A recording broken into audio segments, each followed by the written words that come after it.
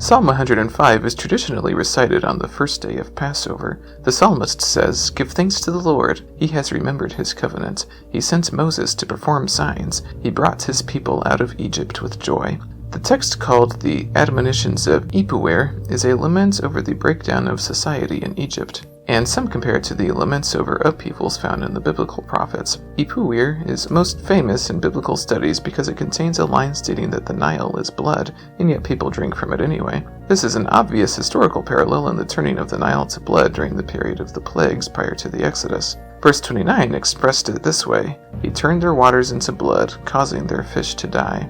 Although the date of the composition of Ipuwer is unknown, this lament was probably written long before the Exodus, and thus is not describing the biblical event. The expression that the Nile turned to blood in Ipuwer may help us to understand what the term would have meant to ancient readers. The implication does not appear to have been that the river was literally full of blood, but more likely that the water was so polluted as to have been barely usable. In Psalm 106, the writer says, "The Lord is good. We have sinned like our fathers. They forgot their God. They served idols, but the Lord remembered his covenant." When the Israelites were encamped at Mount Horeb, they worshipped the image of a calf cast in gold, a practice they had no doubt learned in Egypt. The Cairo hymn of praise to Amun-Ra describes the chief Egyptian god variously as the goodly bull, the bull of Heliopolis, and the bull of his mother. The bull's two eyes were the sun and the moon. Both bovine and solar images were incorporated into the cult of Amun-Ra. He was worshipped as the creator god who generated heaven, earth, humankind, and animal life, and was believed to have been the father of all other gods and the sustainer of the Egyptian kings.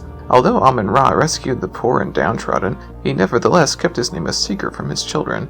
Amun means hidden. When the Israelites formed the golden calf, they insulted God by using the same image employed to portray Egyptian and Canaanite gods, possibly even attributing his saving acts to one of these false gods. Unlike the hidden god Amun-Ra, however, the one true God revealed himself to his people both in his name and in his miraculous deeds. It is important to recognize that the worship of the bull god was in keeping with everything the Israelites had learned in Egypt, and that it was, in their view, entirely appropriate, even though their sin was an obvious violation of God's commands.